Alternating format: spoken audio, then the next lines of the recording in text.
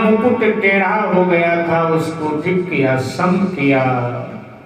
कान के आसपास दृष्टि गई, कान के आसपास के बाल सफेद हो, और वो सफेद बाल महाराज को लगा कि मानो मेरे कान में कह रहे हैं कि राजन, वृद्धा अवस्था आ गई, राजनीति छोड़ो, अपने आप को भगवान से पूरी तरह जोड़ो। तुम्हारी उम्र आ गई, अब इन झंझटों से किनारा करो।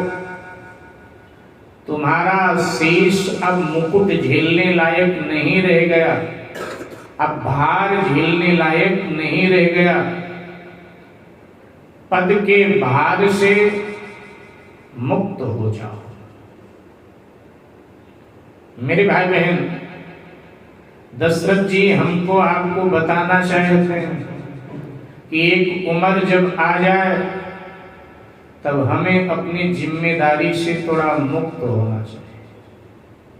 हमें थोड़ा भजन की ओर बढ़ना चाहिए, भक्ति की ओर बढ़ना चाहिए। हमें पद आदि में लोभ नहीं होना चाहिए, क्योंकि एक दिन सब छूट जाना है, इसलिए हम स्वयं छोड़ देंगे तो ज्यादा अच्छा रहेगा।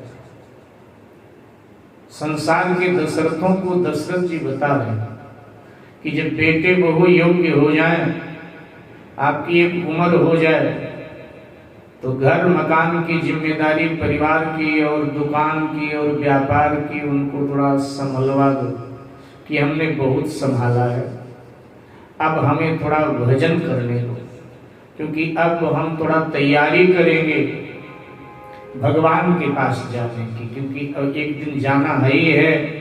अब कब बुलावा आ जाए ये पता नहीं है, इसलिए अब हमें थोड़ा तैयारी करने दो, थोड़ा भजन भक्ति करने दो, अब इसको तुम संभालो। अन्यथा अचानक छोड़ना पड़ेगा तो बड़ी दिक्कत आएगी। कान के आसपास के बाल सफेद, सबसे पहले मेरे भाई बहन आपने देखा होगा, अनुभव किया होगा, सबसे पहले सफेदी कान के आसपास से शुरू होती है। सबसे पहले कान के आसपास के बाल ही सफेद होते हैं, और अभिप्राय उसका यही है जो मानस में वर्णन है कि वो हमारे कान में कहते हैं काले कारनामे करने बंद करो, अब उम्र हो गई तुम्हारी, अब अपने हृदय को स्वच्छ बना लो, निर्मल बना लो, अब अशुभ काम मत करो, जीवन में शुभ काम करो। अब चला चली की वेला आनी, मानो भगवान कह देते हैं अब सफेद कफन ही आना है जिंदगी में, इसलिए सावधान। लेकिन हम लोग तो ढीठ हो गए हैं, भगवान बार बार सफेद करते हैं हमारे बालों को, और हम ब्यूटी पार्लर में जाके बार बार काले करा लेते हैं कि आप सफेद कर रहे हो तो क्या हुआ, हमारे यहाँ ब्यूटी पार्लर खुला हुआ है, हम काले करा लेते।